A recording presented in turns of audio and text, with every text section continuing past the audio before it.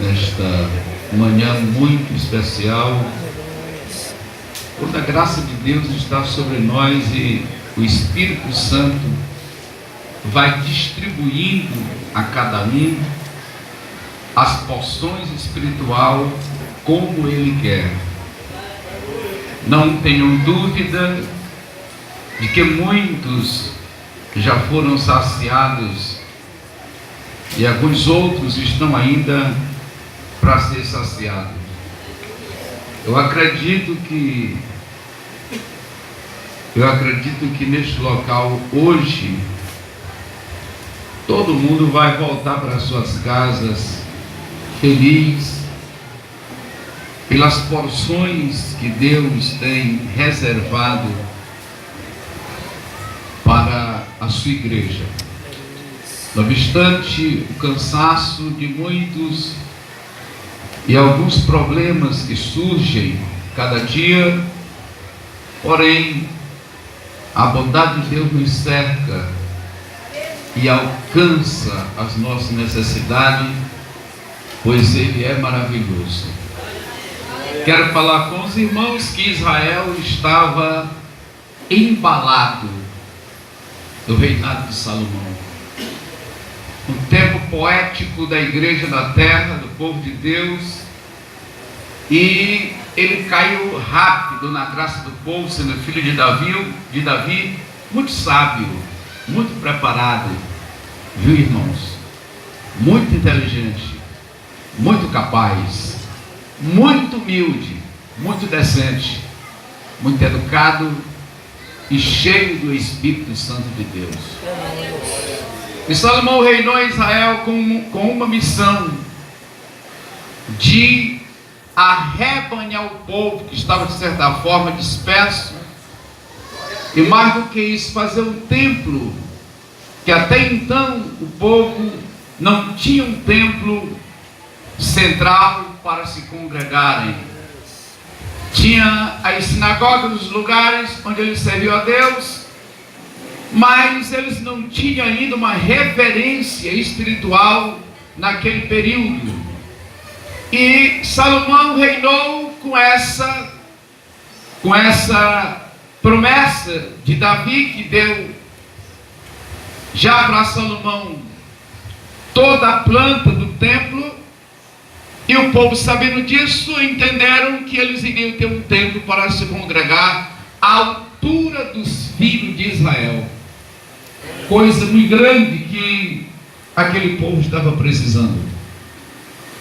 Que as coisas de Deus, elas são feitas com precisão, dentro de um tempo certo, que Deus escolhe, para que o povo, na realidade, venha temer o seu nome. E ele assumiu a pasta do reino, e diz a Bíblia Sagrada que assentou Salomão na cadeira de Deus, no lugar de Davi seu pai. Louvado seja o santo nome do Senhor. No lugar de Davi seu pai. E nós nesse momento vamos ler uma pequena parte da oração de Salomão, que motivou todo esse desfecho para que Deus abençoasse o povo na terra. Se não, vejamos 2 Crônicas, capítulo 6, a partir do versículo 12.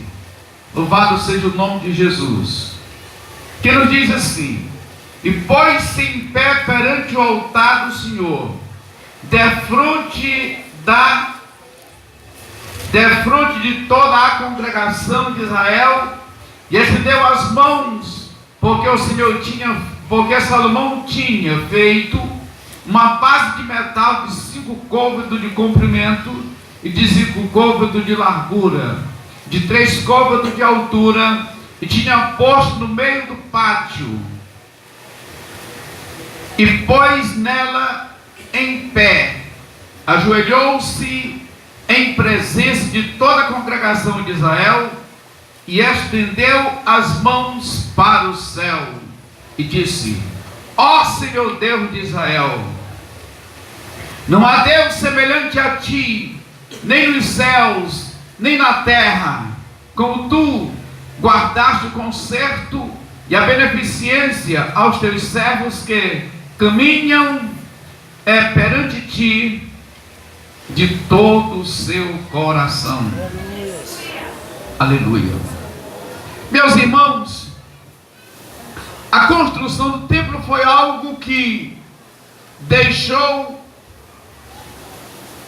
para aquela geração algo positivo com relação à fé e com relação a Deus.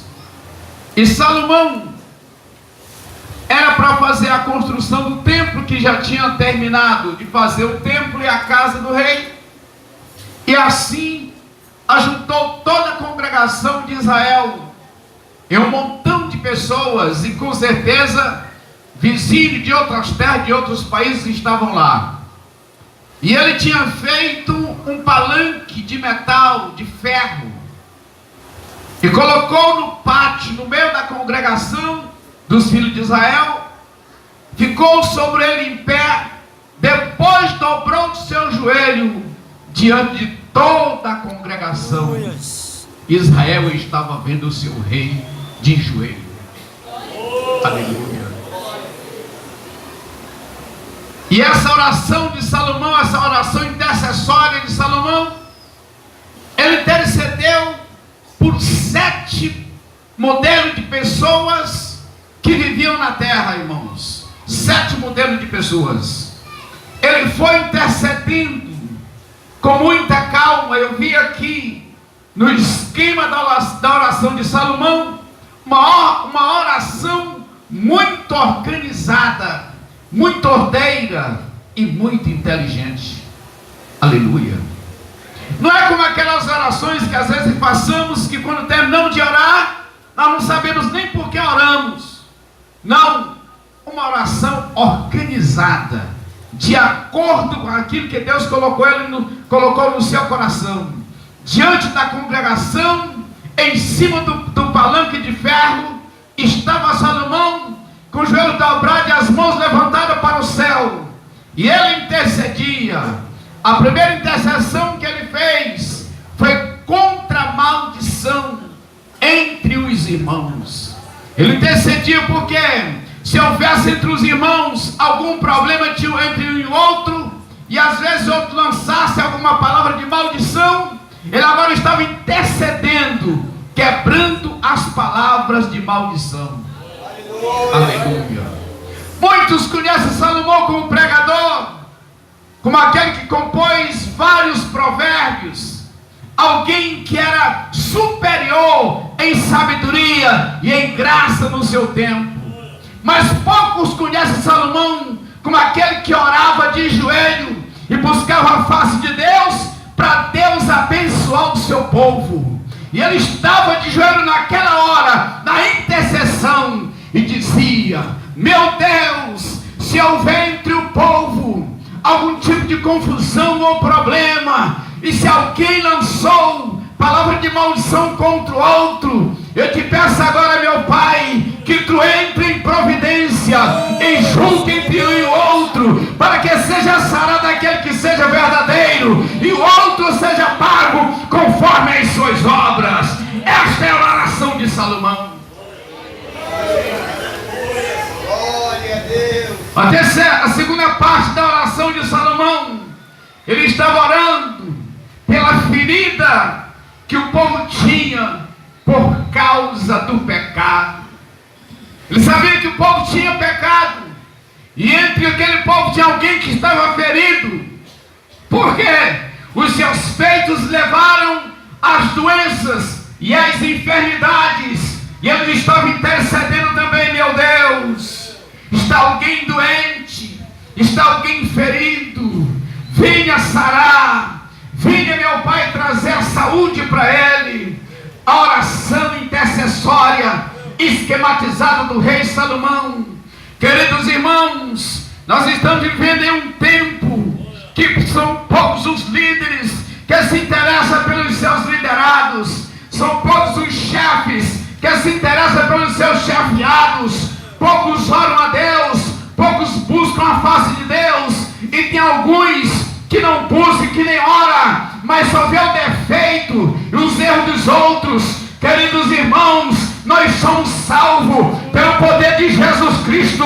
E é Deus poder que tem em nossas mãos, que nós não podemos estar olhando só para defeito, para erro de alguém. É dobrar o joelho, colocar o rosto no pó e interceder a Deus, porque Ele sara o seu povo.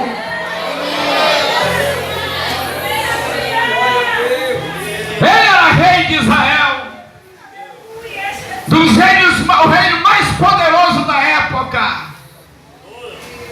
Mas ele se interessava que Deus se manifestasse ao doente, ao enfermo, ao sofredor e ao miserável. Ele era rei de Israel. E a terceira oração intercessória, você vai encontrar. Louvado seja o nome do Senhor Jesus. Ele ora porque os céus estavam cerrados e não chovia sobre a terra para a germinação das sementes e trazer a produção em larga escala para a alimentação do povo de Israel. Ele estava de joelho, irmãos, repito, em cima de um palanque de ferro que ele tinha feito para a oração. Aquele palanque não foi feito para pregar, aquele palanque não foi feito para dar testemunho, aquele palanque não foi feito simplesmente para o rei se apresentar mais alto do que o povo. Aquele palanque foi feito para derramar lágrimas de oração sobre ele, na presença da congregação de Israel, que era a multidão do povo de Deus que estava participando daquele grande culto. Aleluia! Glória ao santo nome do Senhor. Os céus estavam cerrados e ele estava intercedendo e pedindo a Deus que abrisse os céus e que de lá de cima derramasse a provisão para os filhos de Israel que precisavam. No palácio real tinha comida de toda espécie, tinha os melhores cozinheiros da época, tinha tudo para Salomão, mas ele se preocupava com aquele que estava lá na ponta da fila, que às vezes nem tinha teto e nem alimentação. Ele era um rei humano que se preocupava com a humanidade e era servo do Deus Altíssimo. Eu lembro quando alguns irmãos foram conosco ali para o Jatobá, que estiveram lá juntamente com Edivaldo, e viram lá a calamidade do povo e o sofrimento daquela gente. E eu peço, irmãos, que continuem orando por aquele povo. Que às vezes você, quando está bem em casa, que tem tudo em suas mãos, às vezes você vai esquecer daquele que você, na realidade, não quer nem pensar sobre o assunto. Mas tem alguém hoje por aí, irmão, tem alguém hoje por aí que não acendeu o fogo porque não tem gás, e nem carvão, e nem dinheiro. Vamos levantar para fazer uma oração.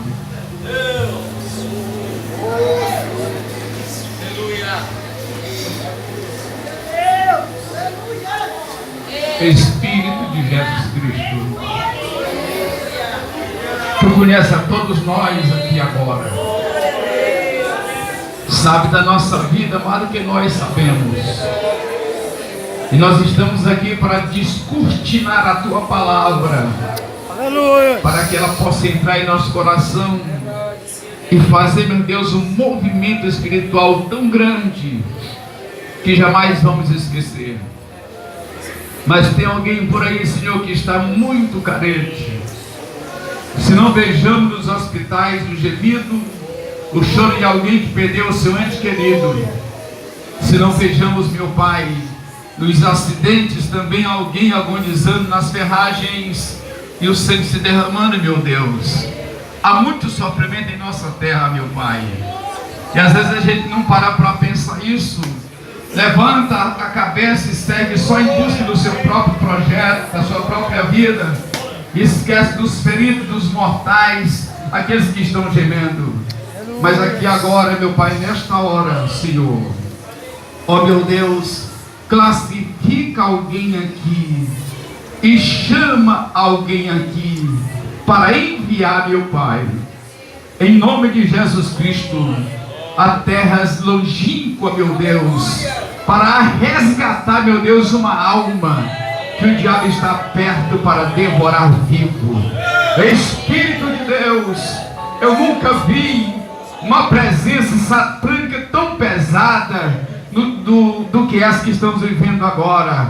Ó meu Pai, nesta hora, neutraliza pelo eterno grande poder, nome de Jesus, toda a força nas trevas, tudo que é contrário, meu Pai, a essa igreja, esses irmãos que estão aqui em um raio de 500 quilômetros, meu Pai, neutraliza as forças do diabo e de seus anjos, e dá alegria para o nosso povo, porque eles precisam te servir, te adorar, se entregar a ti de verdade, na tua presença. Amém. Aleluia. Glória a Deus. Aleluia. Céu cerrado. A quinta intercessão. Os que saíam à guerra. Naquele período tinha um período de homens preparados para sair à guerra. E ele fica intercedendo ali em cima do palanque de ferro, porque sabia que alguns iam sair à guerra e poderiam ser mortos. Mas ele estava intercedendo, irmão, e todo Israel vendo o seu rei, o seu líder, de joelho, com as mãos levantadas. Aleluia. Aleluia. Isso era o que eles estavam fazendo, irmão. Louvado seja Deus. E a outra, no quinto, ele orava em favor dos estrangeiros. Por que os estrangeiros, irmãos? Porque Salomão sabia que com a construção do templo, a inauguração do templo, muitas pessoas de outros países distantes iam para lá e poderiam querer ficar em Jerusalém para adorar o mesmo Deus e servir ao mesmo Deus, mesmo sendo estrangeiro, mas eles queriam ir para lá. E ele já estava orando porque a repercussão daqueles trabalhos, daquele reinado, chegou até os confins da terra, e ele saberia que muitas pessoas seriam atraídas para lá. Deus, eu sei que eles vão vir para cá por causa do teu grande nome. Aleluia. Glória a Deus. Eu vou repetir para os irmãos, e eu não tenho dúvida do que estou falando. Concentra-se no estado do Piauí as grandes reservas espirituais para varrer o mundo pelo poder do Evangelho. Algumas mentes ainda estão um pouco adormecidas, não entendendo ainda os mistérios de Deus, mas ao seu tempo elas são esclarecidas pelo Espírito Santo de Deus, e elas serão organizadas para uma avalanche de poder e ganhar as almas para o reino de Deus, resgatando-as das mãos do diabo pelo poder de Jesus Cristo. Louvado seja Deus. Aleluia. A sexta intercessão. A sexta intercessão, ou a sétima intercessão, ele estava intercedendo antes, se antecipando antes, porque na ciência do sábio, na inteligência do entendido e na presciência de Deus, observando o tempo, às vezes em 10, 20 ou 30 anos depois do seu reinado, ele entendia. Aleluia. que o povo iria pecar contra Deus. E queriam fazer coisas que Deus não gostava. Mas em cima do palanque de ferro, com o joelho dobrado sobre o ferro e as mãos levantadas para cima, ele orava a Deus e disse: meu Deus, ainda que esse povo pegue contra ti e sejam levados cativos para outros países, e ele entrou na intercessão, mas depois que eles estiverem lá, meu Deus, se eles se converterem a ti e buscar a tua face, meu Pai, oh meu Deus, traz de volta, dá para eles o direito deles de voltar para casa.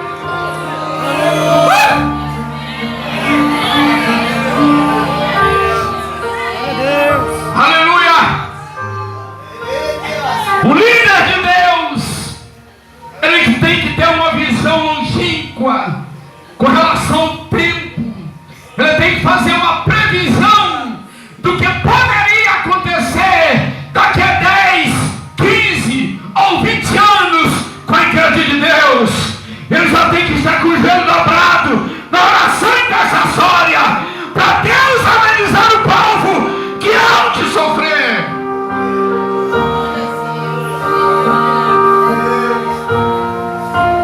Aleluia. Não foi assim que Deus fez com Abraão, quando disse: faz holocausto para mim. E ele fez aquele holocausto, colocou a lenha e matou os cordeiros e colocou as bandas de frente da outra e caiu de joelho na presença de Deus. E quando ele via de repente que as aves de rapina desciam sobre os cadáveres, e eles levantavam e expulsavam elas de lá, e dizendo: esse holocausto aqui é do meu Deus. As aves de rapina não podem tocar nessas carnes, porque senão vão contaminar o holocausto de Deus. E ele ficava lá e só estavam as aves, já estava cansado. Chegando o pôr do sol e a escuridão pairou sobre aquele local, e diz a Bíblia que ele teve um sono,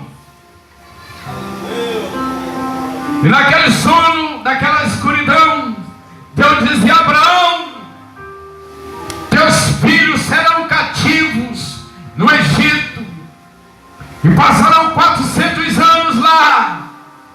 Tu morrerás, irá em teus dias, e a tua descendência vai ser escrava no Egito. Mas descansa um pouco, Abraão, porque eu os tirarei de lá, e eles vão voltar para essa terra para me adorarem aqui.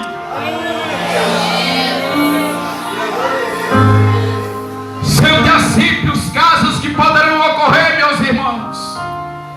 Não ore só por hoje ou agora, mas se lembre do amanhã.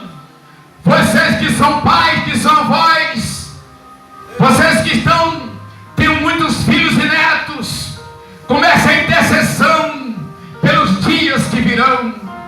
Com certeza Jesus há de ter a sua igreja na terra, mas a sua descendência, se não for coberta de oração e de intercessão diante de Deus, pode haver graves prejuízos no futuro para o reino de Deus. Salomão intercedia diante de Israel, intercedia. A sua intercessão em favor de Israel, em favor do templo, em favor das construções, era muito séria e muito verdadeira. Uma intercessão gloriosa. Aleluia. E depois daquela intercessão, Salomão tinha intercedido pelo povo. Aquela oração organizada ele tinha terminado.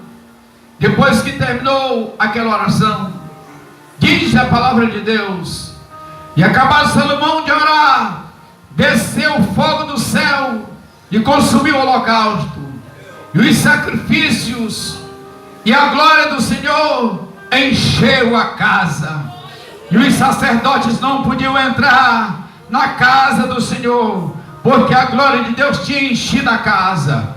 E todos os filhos de Israel, vendo descer o fogo e a glória do Senhor sobre a casa, encurvaram-se com o rosto em terra. Aleluia!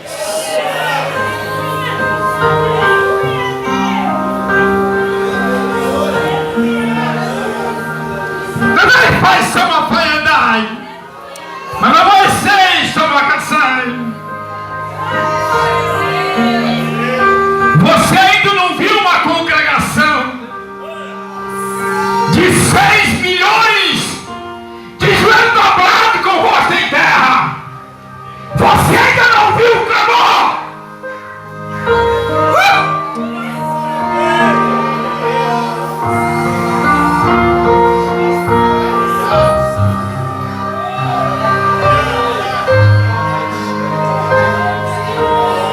Segura um pouquinho aí, mas Jesus vai se manifestar com poder no Brasil.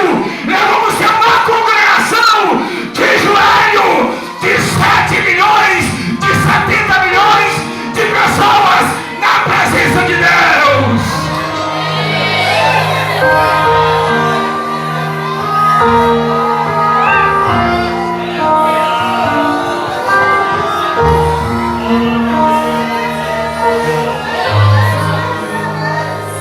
Você vai ver aí no trovejar da glória. Aleluia. E Deus diz assim, ouvi tumulto entre os montes, de nações e de povos, e Deus passando, revistando o seu povo.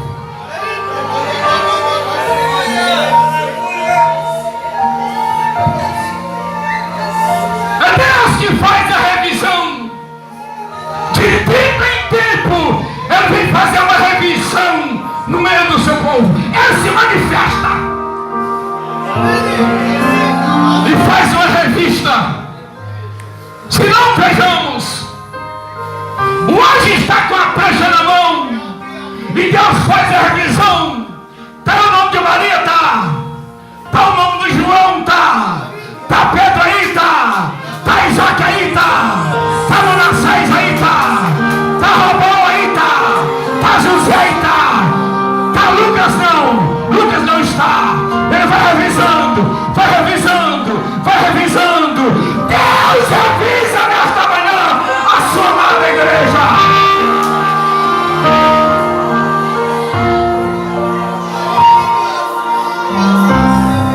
Quer ficar de pé para adorar? Fique de pé e adore.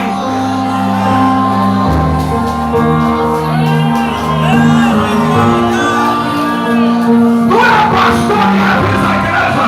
O homem de pastor é fraco, irmão. É homem de Deus.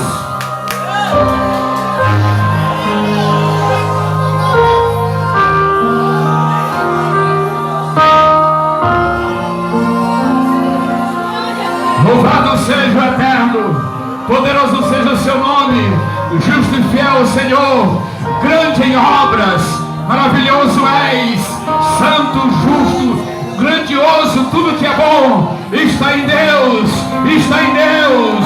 Ele só sabe o que é bom para a sua igreja.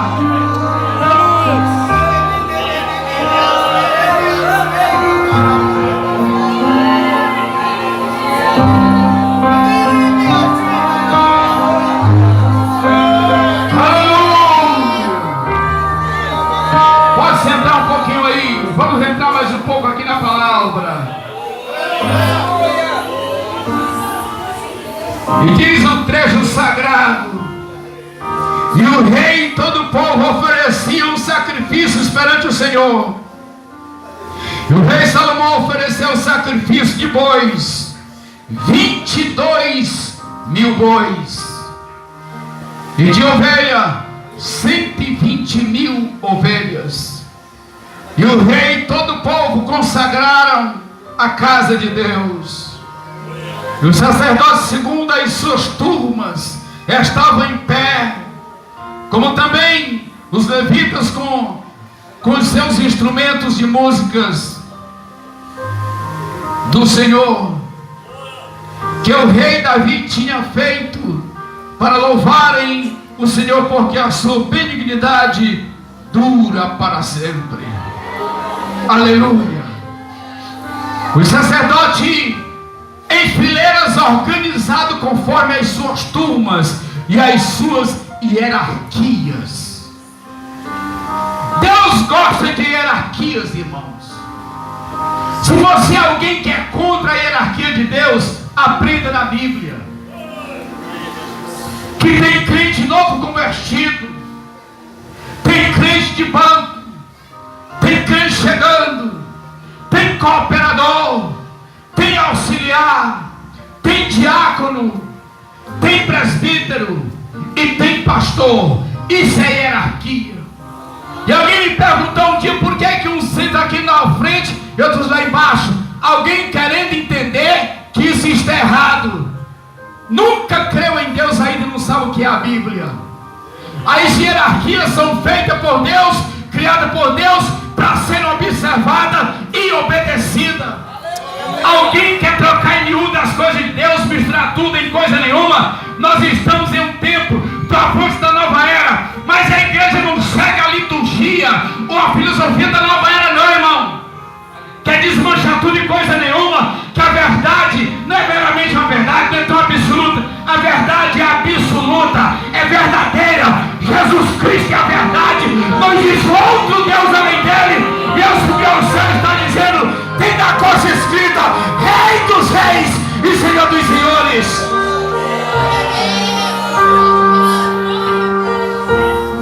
Encontramos em um dia que muitas pessoas querem menosprezar o ministério pastoral, com tanta palavra que não vale a pena dizer. Querem menosprezar, jogar debaixo do pé, pisar em cima e dizer que acabou, que não tem mais. Acabou, pode acabar para alguns, mas há sempre um remanescente. Há sempre um. Há sempre um.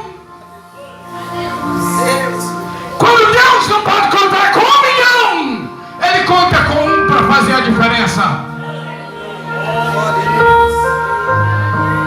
Deus, Ele sabe de tudo. Meus irmãos, já pensou a congregação de Israel toda reunida em uma festa de inauguração do templo? Foram 7 dias de festa. 7 dias.